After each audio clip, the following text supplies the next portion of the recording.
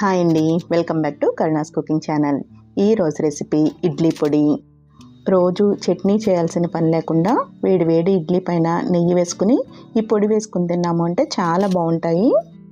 Simple and tasty అయిన ఇడ్లీ పొడి తయారీ విధానం చూద్దాము. ఇడ్లీ పొడి తయారు చేయడం కోసం ముందుగా మందంగా ఉన్న ప్యాన్లోకి 1/2 కప్పు వరకు మినపగుళ్ళు వేసుకుని వేయించుకోవాలి. స్టవ్ని లో ఫ్లేమ్లో పెట్టుకుని వేయించుకుంటే పప్పు లోపలంతా కూడా చక్కగా వేగుతుంది. పప్పు ఇలా రంగు మారి మంచి కమ్మటి వాసన వస్తున్నప్పుడు స్టవ్ ఆఫ్ చేసేసుకుని ఈ మినపగుళ్ళని వేరే ప్లేట్లో తీసేసుకోవాలి. ఇప్పుడు సేమ్ ప్యాన్లోకి 1/2 కప్పు వరకు శనగపప్పు వేసుకుని స్టవ్ని లో ఫ్లేమ్లోనే ఉంచుకుని గరిటతో కలుపుకుంటూ ఫ్రై చేసుకోవాలి. శనగపప్పు కొంచెం రంగు మారి కమ్మటి వాసన వస్తున్నప్పుడు 1/2 టీ స్పూన్ మిరియాలు, 1 టీ స్పూన్ జీలకర్ర వేసుకుని 1 నిమిషం పాటు వేయించుకోవాలి.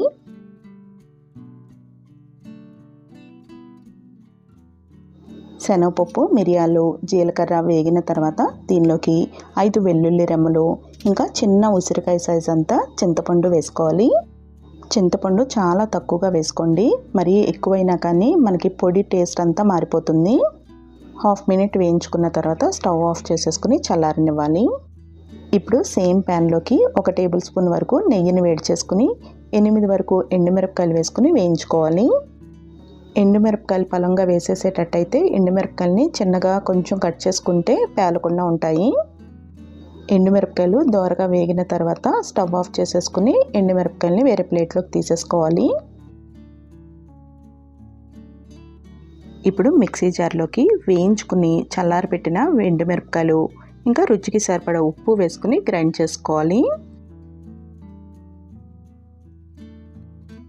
ఇప్పుడు దీనిలోకి వేయించుకున్న మినపగుళ్ళు, వేయించుకున్న శనగపప్పు, మిరియాలు, జీలకర్ర, వెల్లుల్లి, ఇంకా చింతపండు కూడా వేసేసుకోవాలి.